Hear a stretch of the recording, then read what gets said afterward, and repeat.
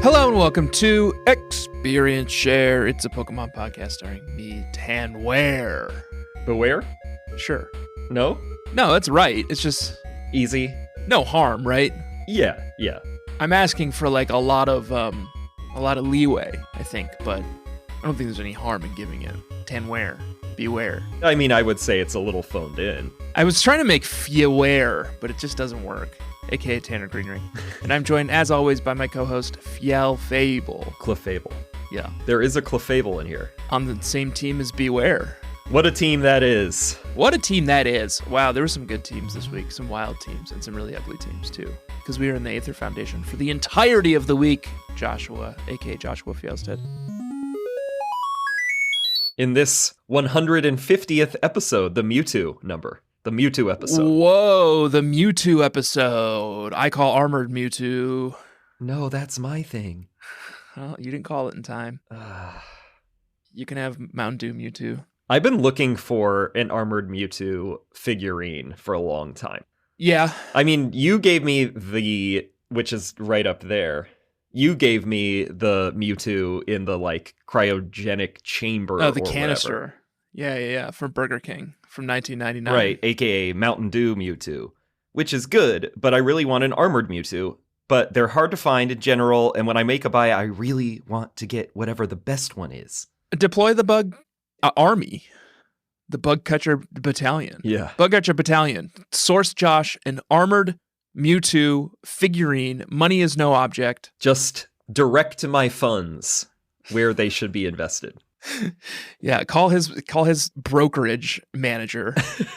And we can make some of his funds a little liquid. Put all of it in Armored Mewtwo. We can move some stuff around. But yeah, that would be great. Send him some links at EXPSharePod. Because that's obviously the coolest Pokemon. Armored Mewtwo. Come on. Joshua, every week you and I bust our humps playing a game we love. That's right. Sitting down, chatting with one of our closest friends in the world, having the time of our lives. Busting our asses doing that for these people. The least they could do is hunt you down a link to an Armored Mewtwo figurine. We don't ask for much, bug catchers. In fact, the more expensive, the better. That's all we ask. Sometimes on TikTok they show these videos of these guys putting together these humongous like anime figurines that are like life size. I think that is what you're looking for, right? I don't know about life size. Mewtwo's like 6'7". I've been to your Brooklyn apartment. It's pretty. I think if you knock out that corner wall that I hate so much, yeah, right behind you, my recessed bookshelf. Last time I was at Josh's, I sat and complained about this corner wall he has. You don't like that? Yeah, very tasteful, I think. You should ask most of your friends because I complained about it to anyone who would listen. Wow, I had no idea about this sideshow you were doing of my party. I was like figuring out where I would push walls back. That's fucked up. Sorry. We start and stop this week, Joshua, on the shores of the Aether Foundation, like, I don't know what it is, like a Aether boat? Paradise? Yeah, it's like is it like anchored to the floor, the sea floor, like a absolutely no oil idea. Rig, or is it It's not clear if it's floating base? Or if it's like an oil rig. Is it tethered somehow? But it's out here, and the only way out here is via Gladion's like Skull Grunt cruiser. Ship. Yeah. Like cigarette boat. Yeah, know? Cigarette boat is right. So you got to join him out here. And like the second I get out here with him, I'm like, actually, psych, can we go back real quick? Gladion's like, I guess. Yeah, I did the same thing, actually. We get back in a cigarette boat and go back to Malay City, where I popped in just very quickly to the police station right by the ferry terminal, I think. Mm-hmm. And there I witnessed a very tender sight, which is Nanu. No, our old pal, Nana. Has resumed his kahuna-ly duties. Uh-huh. And is in the police station, like back at his post, you know, taking on challengers, introducing upstart kids from Malay City to the world of Pokemon training. And that's the scene. Did you see this? No, I didn't go. Why? Did you walk into this tender moment? Why would I go back there? I don't really know why you went back there. I don't know, to chew it up with a fellow dark type trainer. Save this guy's life, you know? It's like those like viral videos of a a kid meeting the firefighter who saved his life like 20 years later. Yeah, you did play a vital role in his redemption arc. Yeah. Yeah. I'm a huge part of his like support network, you know? He's not healed overnight, Joshua. God, learn something about mental health. All right. You're right. Anyway, I walk in and he's having a conversation with a young child. Of course. And he's saying, did you go into this police station before? It was just full of Meowths? Actually, yeah, I meant to remark about that whenever it happened. I guess when we went to Mali City. But yeah, previously, I guess, this entire police station had like a dozen Meowths in it. Still does. And now Nanu's here too, and this kid. And Nanu's like, well, welcome to the wild world of Pokemon training. You're going to now start the grand trials. So it's my job as the kahuna of this island to give you a Pokemon to train with. Do you want Meowth, Meowth, or Meowth? Really? Yeah. And the kid like can't decide. And eventually Nanu has to like explain the different personalities of the three Meowths. Like one is laid back, one is like fiery and angry, and one is like sleepy or something like that. One is sleepy and laid back, one is fiery and angry, and one is like confident. Well, you know which one Parrot Head would go for. And the kid is like, Mister, which one should I pick? And I was like, absolutely the like mean and fiery one. So I've probably doomed this kid. Oh, I've probably created the next supervillain. Yeah, you are just perpetuating this cycle of violence. It was very nice. And then Nanu's like, oh, hey, welcome back. Like, I've been well. Thank you for checking in on me. Well, that's nice. Your support means a lot. I, again, like, wouldn't really think Skullgrunt was much of a kind of an empathetic individual. You're a pretty judgmental guy, aren't you, Josh? There's a little bit more depth to this villain than I would have thought. Yeah, maybe you and Greg should take a step back and try to, understand the person behind the villainy. Nah, I understand enough. I'm not going to do that kind of introspection. What did you get up to back on the mainland?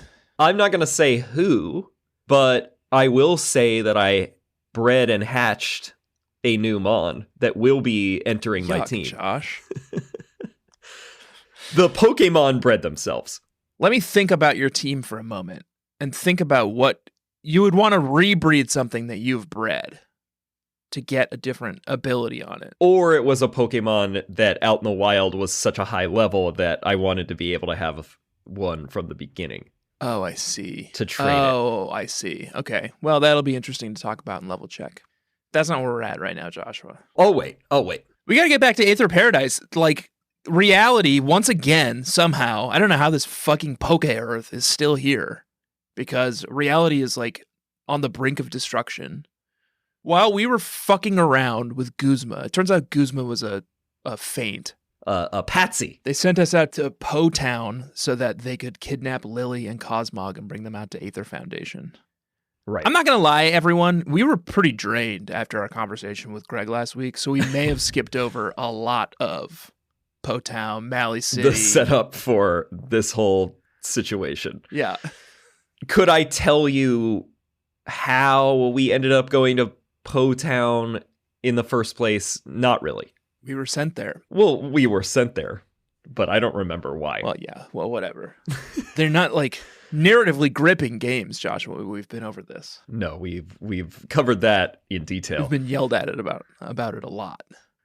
And I stand my ground. In this situation, this was a narrative heavy week, and I very carefully, because I know the bug catchers hate it when I hammer A, I very carefully read every piece of dialogue this week, and I learned a lot about the Aether family. Oh, you did? The Aether corporate family and the Aether people family. Because that's what we learned this week, everyone. Yeah, it's a family affair. Yeah. This episode. It's like Succession. I've never seen it. They're a family, right? You haven't watched Succession? It seems too mean. It's very gripping. It's the kind of thing you gotta be in a mood for, right? Well, yeah. A not like bad mood for. In a mood for some high quality prestige television. Okay. Maybe I'll check it out. You should. It's a very compelling drama. It's just a bad guy hangout, but it's like it's an episode long bad guy hangout. Like we've whiffed a couple of our most recent episodes on length. There was one where we just walked into a short cutscene. Yeah. And walked out of it, and then one where we did like maybe all of Ulu Island, pretty much. Yeah, that's right. But this one, I think we found the Goldilocks spot because they've made us a self-contained little like bottle episode here where we're whisked off to Aether Paradise, which is this floating like hellscape. No, it's very nice. It's like you know, it's exactly like the cloning facility Star Wars. in like the Kashmir system or whatever in Star Wars. That's right. Do you remember that? It's like a big ocean planet and there's like a like pristine bright white light. Yeah, the cloning facility. Aliens with the really long necks. Yeah. It is exactly like that, actually. Yeah. So you're whisked out here. It's a march. It's like a march down endless corridors, fighting endless amount of Aether bad guys, taking this silly elevator up and down that no one seems to know how to run, including like the prince of the Aether kingdom. Gladion. Do you want my first facty about the Aether family? Yeah, let's get into it. Tanny's facty, just a real quick side facty.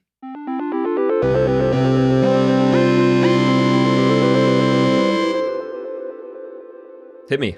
Gladion in Japan is called Glazio. Glazio.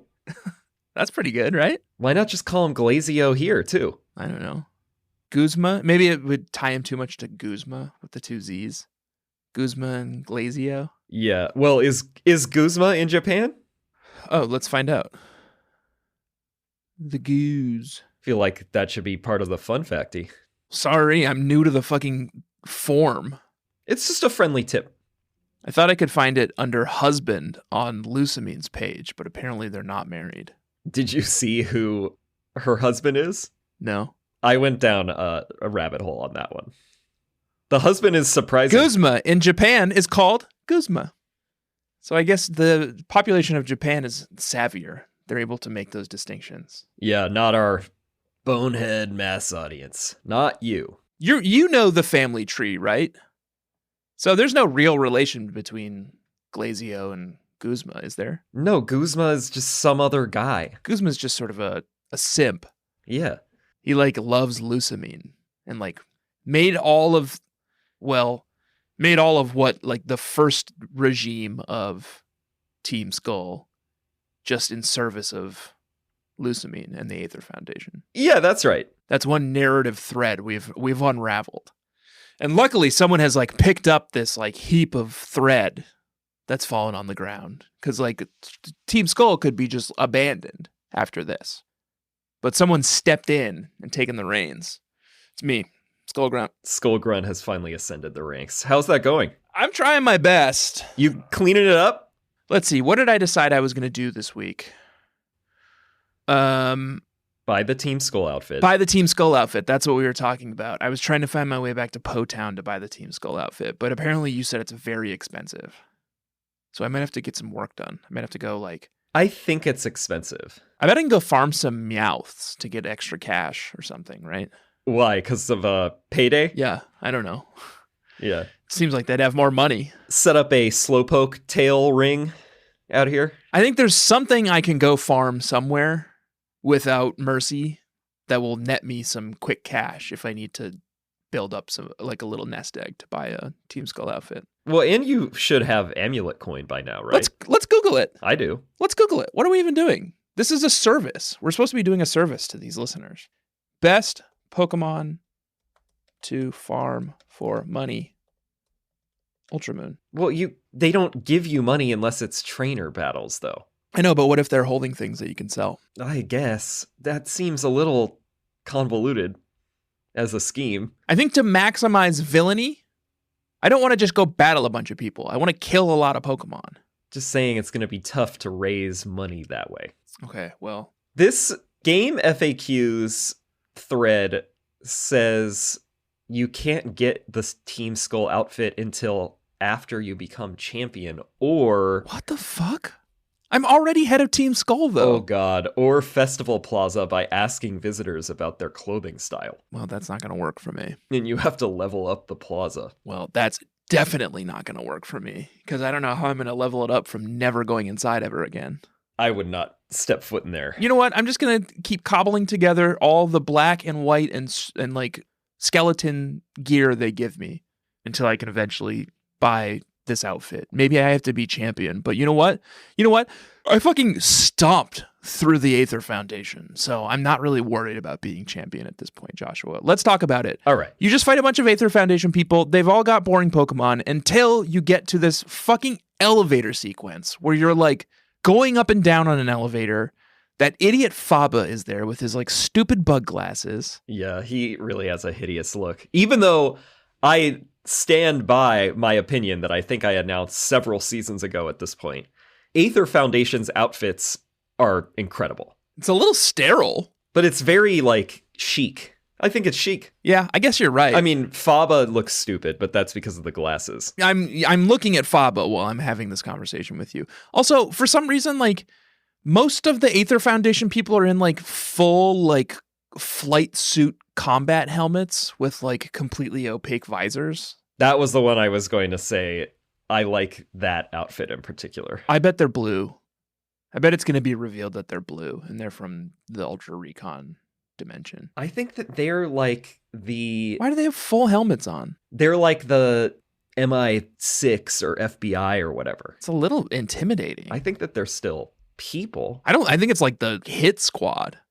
Like they cover their entire body so they don't get any like biomatter on them when they're like tearing through marks. That makes sense. Yeah. These were the people hunting Lily at the beginning, although we know why they were hunting Lily now, and it sort of makes sense. Cosmog is some sort of interstellar being. Oh, no. From the Ultra Wormhole universe. Everyone is just stealing Ultra Beasts. And it can be exploited to generate more wormholes, right? Let's get into it. Corpo Wars. Is the Aether Foundation, I think this is step 0. Is the Aether Foundation a corporation? Do we know what they're responsible for other than making wormholes? It's identified on Bulbapedia as an organization, but they don't have any products as far as I could tell. The other thing I want to talk about is the Rotom Dex this week. Who made it? Mine was going wild this week. He wouldn't shut up. He was constantly giving me shit. Oh, the Lotto? Yeah, which I love. The Lotto's cute and useful. The little power-ups. But then at one point, I tried to capture it. He started bugging out. He was like, bzz, bzz, bzz, I'm broken. And I was like, what the fuck? So I click on him. And he said, oh, thank you for waking me up from that nightmare I was having. I had a dream that I was being chased by like an evil woman who said she wanted to laminate me and make me useful. Oh my God. Which is what he is in the Rotom Dex. So he's being held there against his will. He's been laminated into this thing. Confirmed, yeah. That was what I was always curious about is like, do the Rotoms enjoy this? But he definitely said she. He said a woman was chasing me and trying to laminate me and make me useful. Is that Lusamine? I don't know. Because we don't have any... We've toured the facility. We like fucking sunk the facility practically this week. Yeah. And all of its rescued Pokemon. We banished the head of the Aether Foundation into like another dimension. Purgatory, yeah. And her protector. Guzma, right? He leaps in as well. We've pretty much like charmed her children into being like our best friends. So like we're set. Well, right, yeah. So the bug catchers, if you haven't played this one, Gladion and Lily are Lusamine's kids. And that's what we learn. And her husband has been banished or was lost in the like wormhole realm. Oh yeah. Got sucked into the wormholes. Right. So she's been trying to figure out how to get wormholes open ever since. Lily kidnapped Cosmog from the Aether Foundation because it can open wormholes. Yeah, and she didn't want it to be exploited, right? Because she didn't want to lose her mom the same way that she lost her dad. That's it, yeah. And then Gladion, who turns out is her brother, Lily's brother, and Lusamine's son, stole this wild Pokemon called Type Null. Yes. That is an invented Pokemon, like Porygon 2, which we saw this week too. Mm-hmm. Handsome. Oh. I think I prefer it to Porygon Z. Great look. Anyway, they made this Type Null to go and like chop Necrozma in half and get the Aether father back from the other side. It's like A Wrinkle in Time. Exactly the same. So everyone's scheming. It literally is like an episode of Succession. And then like you're in the middle of it. Like you're sitting there eating your Pizza Hut and drinking like a beer, like a Heineken beer, and watching Succession on Sunday night or whatever it is. Well, your character's standing there watching this family drama unfold. If I were getting pizza from a non-independent entity, Jesus. It would be Domino's, first of all, not Pizza Hut. Yeah, you know what? I don't even think we have Pizza Huts up here. We're a Frank Pepe's household here. It's something you guys don't have in the city. And I know you've got your like famous New York style pizza. New Haven pizza. But you know what? We have Connecticut style pizza too, okay? The clams. And it's just okay. Yeah, it's just okay. I've had it. I've had Frank Pepe's, actually. But you take what you can get up there. This family drama is unfolding in front of you. Lusamine is like, I'm going. I've got Cosmog. I'm out of here. Her kids are like, no, stop. Eventually, Guzma bursts in, and he's like, I'm here too. Yeah. Don't forget about me. And Hao is there, and Hao's was like blown away by all of this. Yeah. He's just a small-town boy. He's a real dum-dum. And she looks over this crowd of people, like a dozen people, and she's like, I will not go into the Ultra Wormhole if you beat me in a fight, and points at me, like just some stranger, a complete stranger. Yeah. She knows nothing about me. She doesn't even know if I'm a Pokemon trainer. She just picks me out of a crowd. Fight your son. Go fight Gladion. He's the one who wants to stop you. I don't give a shit if you go through that wormhole. Don't drag me into this. Parrothead's just trying to have a good time. Or do drag me into that wormhole. I'll go in there and I'll catch some Pokemon. I don't even know how I got out here in the first place. Someone just brought me over on a boat. One too many pineapple juices. Yeah. Then I just wake up here. That's Parrothead's problem. Like, if someone invites him on a boat, he's like, hell yeah, boat party. Yeah. Let's get out there. Every trip on a boat is a booze cruise for Parrothead. Every trip is a booze cruise for Parrothead. Boat or no boat. Yeah, she, for some reason, it all sort of comes down to being able to take us out. Whether or not she's going to exploit Cosmog.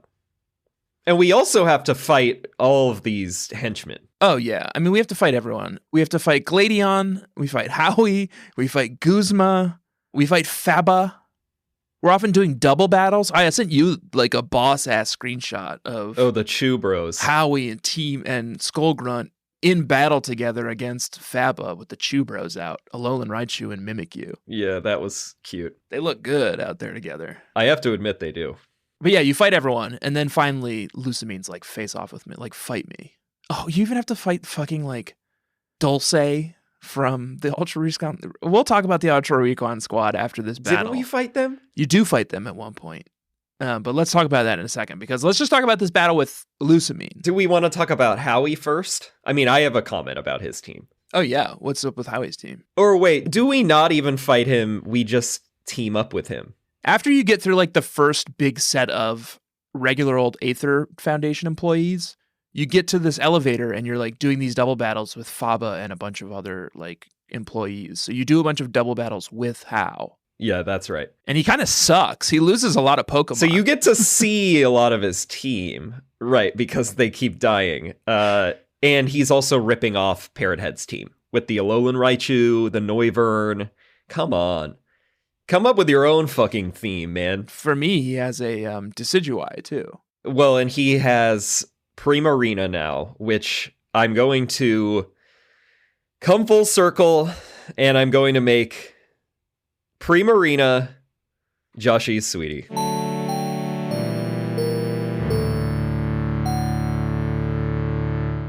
Wow, what a coward. We get Greg on for one episode to defend Brion or whatever it's called. And now you're like gay rights activist Josh over here. Inducting Primarina, yeah. Primarina for living their full selves, no matter where they go. You know? Soloist Pokemon, they're labeled as. So Primarina's a singer. I could see lounge, like a lounge singer. I guess it makes sense. Kind of a situation. Hanging out on a piano. I could definitely see Primarina doing that. I can't believe you, Josh. Or at least hosting a drag brunch. Listen, I think what Primarina's doing is very brave, and I commend Primarina for being so outspoken. Mm-hmm. But I think it's an awful looking Pokemon. Wow. I don't want a mermaid Pokemon or like how many fucking seals do we need? I'm not gonna have it on my team. It's a clown? It's a clown too? It started as a clown? Is it still a clown? It does start as a like circus seal. Not interested, Josh. I'm out. Circus performing seal. Listen, I'm not defending Popplio or Brionne. Okay. I'm simply honoring Primarina. I'll tell you what, I will defend that Alolan Raichu, especially right next to that Mimikyu, the Chew Boys. Yeah, those chews had some serious tude. What else do we get up to? Nothing. Then we go and fight her. And she's just got some, like, dumb Pokemon. Yeah, she lives on a mansion. This Aether Paradise also has, like, a whole ass house on it. Like a big manor. Yeah. And we go in there and we fight her. Yeah. And we'll tell you about that fight. After this break. Gotcha. Yeah. Snaked you.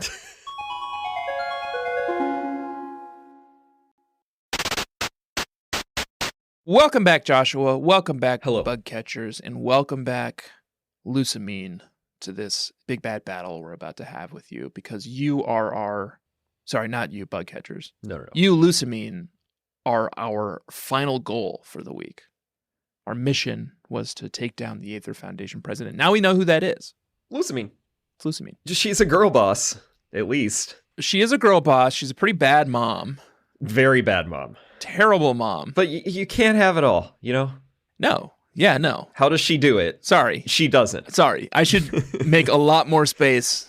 I should make a lot more space for her girl bossing. I don't know why I immediately swooped in and was like, but she's also a bad mom. Both of her children do seem to have a strained, if not openly hostile relationship with her. They are all pretty openly hostile to one another.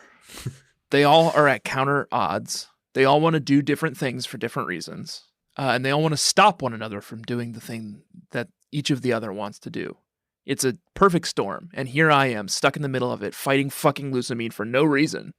Just a guy. Just collateral damage for this family drama. I'm trying to clean up the fucking mess of the Team Skull stuff out here, people.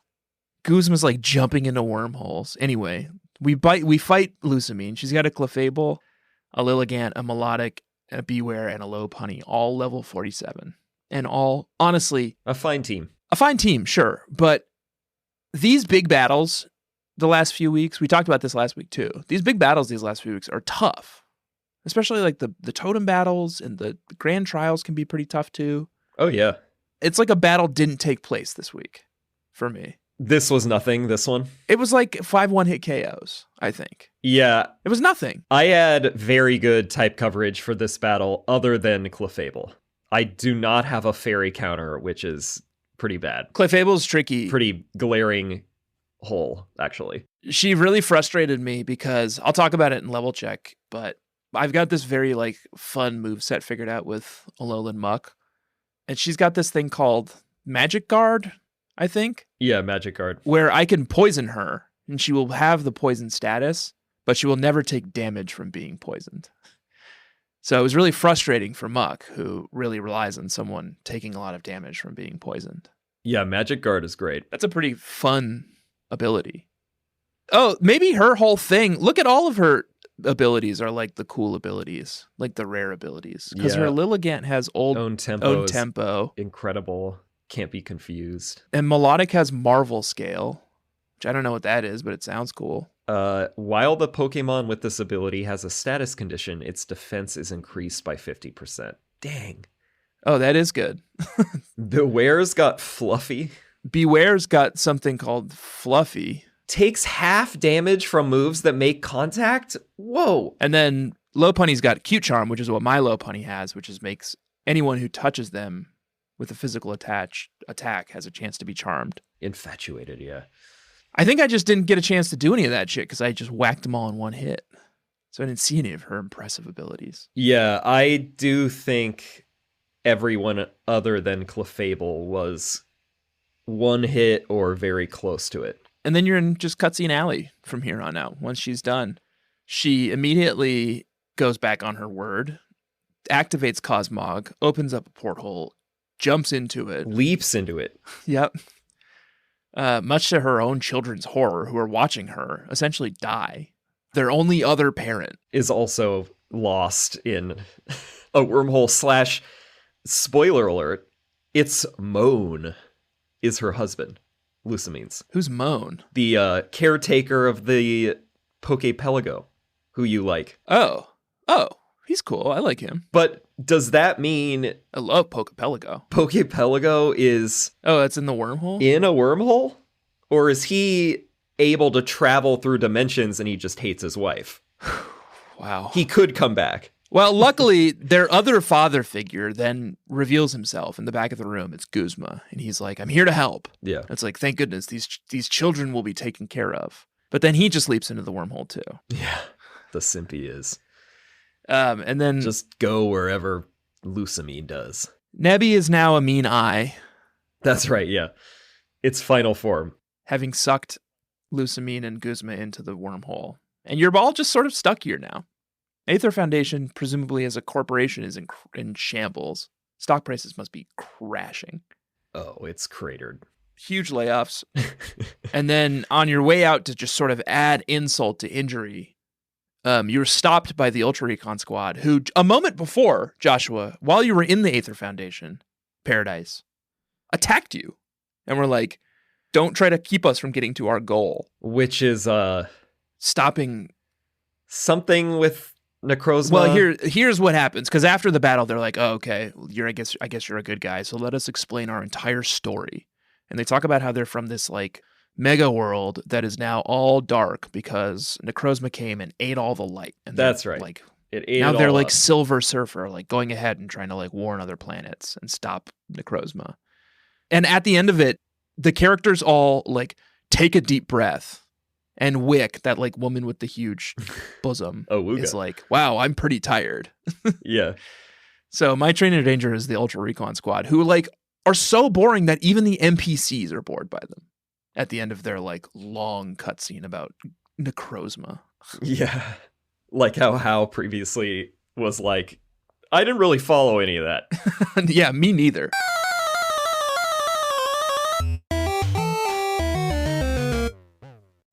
And then she, whatever her name is, the bad guy. Oh God. Who knows? The Ultra Recon woman, whose name I can never, Dulce. You do battle her at one point, and she had my You Make Me Barf Pokemon. Who is that? Which is an Ultra Beast, or not an Ultra Beast. It's an Ultra Beast pre-evolution. The only Ultra Beast that has a pre-evolution. This is the pre-evolution, and it's called Poiple. Oh, yeah, Poiple. And that's why I hate it, because its name is Poiple. Like Popeye saying the word purple. Poiple. Poiple. But then it evolves into something gross. It's like a giant phallic symbol. Naga Nadal. Oh, extremely phallic. Nadal is German for needle, according to the trivia. It's just like a big, like, floating penis. Like, it's like a big bug like coming at you with its penis. I mean, it's almost like... I mean, we're surely going to have to talk about them as we encounter them in general, but it feels like every Ultra Beast is going to be a barf. You want me to take a look? You mean to take a jog over to For Affinity? No, I don't want you to do that. Well, it's opposite day. Earn profits with your content. Get me out of here, For Affinity. What are you doing? I just want to see if anyone's made any smut about Poiple. Well, as a For Affinity admin, you do need to be thinking about maximizing profits. Oh, Josh, I think For Affinity I think they've pivoted. It's gone to seed. I think they've pivoted. I think they've become like a support network for like the fur community. I don't want to spend time on any of the like rated X sites. I liked the sort of like the gentle immersion into the fur community that was For Affinity. We might have to abandon the segment if they're changing their entire lineup here, if they're changing their entire format. And are you saying it's becoming too wholesome, or the opposite of that? Too depraved? I think they've gotten rid of the smut, or I think they've gotten rid of like the image boards. I'm trying to find it. I'm not. But it looks like it's become sort of a creators community, you know? Somebody put some big breasts on Naga Nadal, but that's it. So relatively wholesome. Am I on the wrong Fur Affinity? Because I can't even find a search. Oh, I was on the wrong Fur Affinity. God, what an amateur mistake. I'm a fucking Fur Affinity admin. I went to furaffinity.com instead of furaffinity.net. Come on, Tanner. But did you know that there's a big community for there's a big like support creators community over at furaffinity.com? I did not. Not a lot of what I would expect Neganadal to be doing in the Fur Affinity results here, given its general body shape. There is a surprising lack of creativity here for Neganadal. Yeah, and I think very relatively few results compared to a lot of its brethren. So, what a disappointing Fur Affinity. Hardly even worth the segment. And another like straw on the camel's back that is Poipole being my You Make Me Barf Pokemon this week. I agree. Anything else you want to sound off on before we head into our level check? Totem tally, I guess. Totem tally.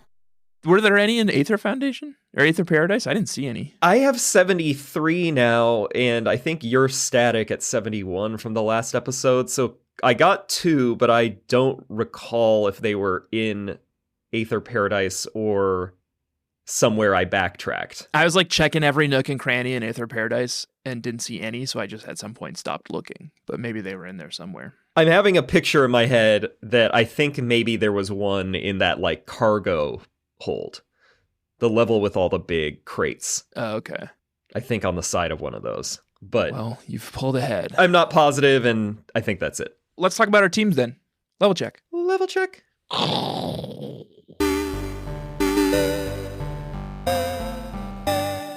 What's going on with Team Grunt? Oh, I'm in love with my team, Joshua. Well, I'm into love with 4 of the 6 of my team. So my guy is called Skull Grunt. He's the head of Team Skull. He's claimed the throne. He's trying to get it in shape now. He's like dealing with some like bullshit ultra wormhole stuff first, but then he's totally going to be there. Open door policy. Come into his office anytime. Ask him for anything you need. Oh, so he practices radical candor. Radical candor, and what's the other one? I don't remember what the other one was. Something stupid. Well, obviously, yeah. And humble confidence. he has only bad guy Pokemon, and his first one is a Lowland Muck, Admin Courtney, level 52, who's unstoppable. Really? It knows Toxic, which will poison something, and then it knows Venom Drench, which will not do any damage to something, but it will lower its attack, special attack, speed, and something else. And then it has leftovers, so it can just recover any damage it takes, which will increasingly become less and less damage because every turn I'm doing Venom Drench until eventually they're just poisoned to death from the Toxic. Yeah. So that's a super fun combo. I think once I get Toxic Spikes and everyone just can kind of come into the match poisoned, oh god, it'll be in a more efficient system. Not Toxic Spikes. Petrol, Mimikyu, one of my new favorite Pokemon, a Tanner's Mon for sure, in the Pantheon. You figured it out? Love it. And you like it? Good in battle. The decoy trick is really handy. It's got this move called Pain Split, so even at the end, like even when it's outliving its usefulness and is about to die and has very little life, you can just trigger a Pain Split, which just like finds the halfway point between your health and the enemy's health and brings you both there, I think. Mm-hmm. Just does a huge amount of damage right as Mimikyu is sort of shuffling off this mortal coil. Interesting. So I love those two. Level 53, Mimikyu, Petrol. So those are in for sure, you think? Gotta be. Okay. Colress, Vikavolt, still very handy, still very useful, zipping around the battlefield, being a mean little bug. I like Vikavolt. Giovanni, Incineroar. He's doing really well, although he's been having relationship troubles. Oh my god. They're not even married yet. I know, good thing, right? I mean, I guess if Incineroar and Lopunny aren't going to make it, they should find out sooner rather than later. I know. You would hate to get into something like long term, maybe have kids, drag them through that kind of stuff. That would just be no good. So I don't know. I'm trying to like counsel him through it, but you know, Lopunny's obviously a close friend of mine too, Commander Mars. So Giovanni, Incineroar, level 52, and then I guess I'll get into my new segment within a segment, I guess, because this is level check. Inception. And it's bad guy shit.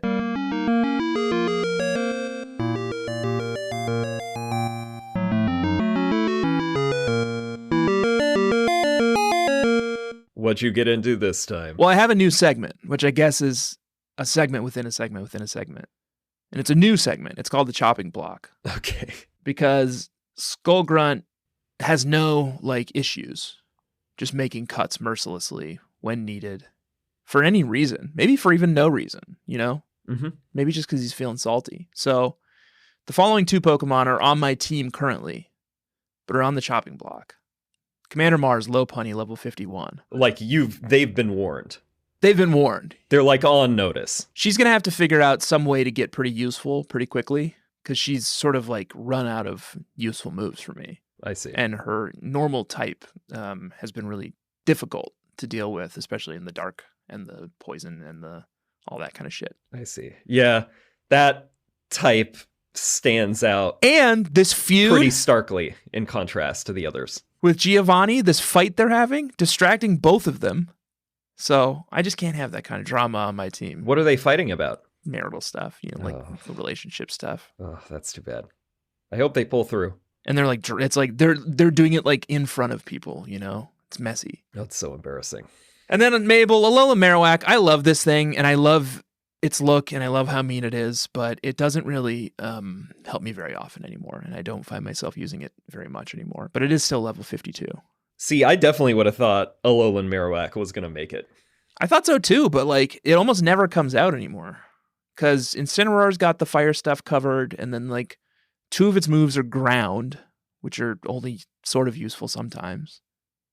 And it doesn't know any ghost, or no, Shadow Ball. I guess Shadow Ball is sort of like Ringer, but Yeah, Shadow Ball is very useful. Mimikyu knows that too. Yeah, a lot of Mon can use it, and you certainly do not need 2 ghost types. And I don't need 2 fire types, so Alola Marowak's kind of the odd man out there. Right. What about you, Parrot Head? How's your team doing? So Parrot Head, whose team is going around the Alolan Islands just looking to have a good time. Living out that island time, island lifestyle, vibing. Yeah. And there is a new Mon that Parrot Head is bringing into the flock. Okay. But the issue is, I really don't know who's on my chopping block. I don't know who to get rid of. Oh, you have the inverse problem. We've been together for so long. Yeah, you're a very sentimental person. Right. Parrot Head. And I don't really have any distinct complaints about any of these Pokemon. I have several complaints about a few of them. Oh, I bet. If that would be helpful. Sure. Noivern is a big dragon bat. Well, funny you should And mention... Talonflame is a fire falcon. And actually, I've voiced these concerns several times this season already. Funny you should mention Noivern, because Pokemon Crossroads on Twitter informed us that it has a move called Boom Blast, which it uses in the anime, and that is where it emits the sound from its big speaker ears. You're always hiding. You're always hiding in your little anime. You're always going to your little anime to be It's canon. What happened in the anime. We agreed that it was canon. Okay, fine. So it's providing the tunes. I'm just trying to help here. Just trying to help you find those artful cuts. It's not going to be Noivern. Okay. Talonflame, perhaps. And I would also say, I love Toucanon. Well, you're just going to scrap all the birds. You went from all birds to no birds. Having a lot of birds is tough, competitively. And, basically, I think Snorlax, Talonflame, or Toucanon, one of them will have to go. The other thing is, we got a lot of game ahead of us still.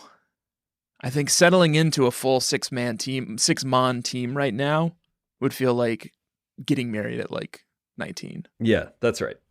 So Parrot Head will be messing around in the next week and figure out maybe somebody is going to take a little vacation, a solo trip. Yeah, a vacation to the fucking ultra wormhole. Apparently we just opened those now. But in the meantime, Parrot Head's flock is Jimmy Buffett, Alolan Raichu, level 53, still the champ. Coconut, Passimian, level 50. Lovely. Fruitcakes, the Noivern, level 52. Questionable. Cheeseburger, the Snorlax, level 50. I'm surprised Snorlax wasn't on your mention list. The thing still has some use for you? It's in contention as a potential one that's getting chopped because normal is just like... It's so tough, this late in the game. I certainly cannot have Toucanon and Snorlax. Yeah. when they both are normal, but at least Toucannon is also flying. Right. So it's probably one of them. Even though Snorlax Cheeseburger really fits in Captures the energy. Yeah. on this team. Maybe it can be like a logo. Yeah, sort of a It can mascot. be sort of the symbol of the group. Yeah. Honorary member. Be a little confusing that it's not some kind of a bird when it's Parrot Head's team. Oh, yeah. Now, go on this journey with me for a moment. Okay. This is creative designer Tanner coming out here. The logo is Snorlax flat on his back, snoring loudly with his belly up in the air, and perched on top of his belly is like 2 or 3 different exotic parrots. Now that's interesting. And maybe there's like a little pile of fruit down like by the grass by his belly. That could work. And that's the logo of like your crew. And people were like, "Where's the Snorlax?" And be like, "Back at the base, doing this, I like that. holding down the fort." That could work. That keeps Snorlax involved. Just trying to keep him involved. Rounding out the team, we have the parrots, the proper birds here. Joe Merchant, Talonflame, level 52, and Tango the Toucannon, level 51. Couple of great teams. We're not going to battle them this week, although I would love to, because I think there's some real. But isn't it? It's the same matchup as last week, isn't it? It's just yeah. Except now I have more levels. Have you on levels? Yeah. Barely. They're pretty similar. Well, and I've got this Alolan Muck trick that you're absolutely going to hate, especially if I can get that Toxic Spikes before next week. Yeah, I do not love work on that. The sound of that Alolan Muck trick. That's it, I guess, then, Joshua, because we already talked about our battle with the Aether Foundation. That's it. So next week, we're just headed onward to where are we headed? I think to the Runes of Hope. And Tapu Finney's Blessing. And then it's Komo-o, and then we're sort of like sliding down towards the end game. The final 6 eps. We do get this long cutscene at the end after the battle where I was just complaining to Josh about it before we were recording because I was watching it then, but they give you this like sexy cutscene with Lily where she's like in a schoolgirl outfit now. Yeah. It's bizarre. It's like Lily Origins. And then Gladion comes out and he's like, "I'm on your team now, and here's a whistle that you can use to like summon the Pokemon that will destroy Necrozma atop the Lake of Hope. Let's go." It's the Sun or the Moon Flute. I have the Sun Flute, so you surely have the Moon Flute. Right, it's the opposite of whatever your version is. And then I think we use that in order to, for some reason, there's a confluence at Pony Island, which cool name is the only other location where you can open an Ultra Wormhole, and the Sun or the Moon Flute does that, right? That's something like that. It's a lot of story. Hell of a lot of story this week. I think we did a good job of covering off on all of it. Definitely very thorough. Sounds like we're going to have a hell of a lot of story for the next few weeks. So story time. Strap in. I hope you like the Ultra Recon Squad. That's it for us, Joshua. This has been Experience Share. It's a Pokemon podcast. My name is Tanware. Your name is Fiel Fable. It is. Please do rate and review the show on Apple Podcasts, and do follow the show everywhere that you follow podcasts. And do follow us at EXPSharePod on Twitter and on Instagram. And check out the subreddit, reddit.com/r/bugcatchers, where you can have discussions about weekly episodes. You can share some memes. You can call us liars occasionally, but we prefer you don't. Yeah, although we are. You can compete for being Trainer of the Week, aka Level Check. And you can also support us by going to expsharepod.com and buying some merch. Sure. Joshua, Bugcatchers, that's it for us this week. Goodbye. Alola. And Alola. Smell you later.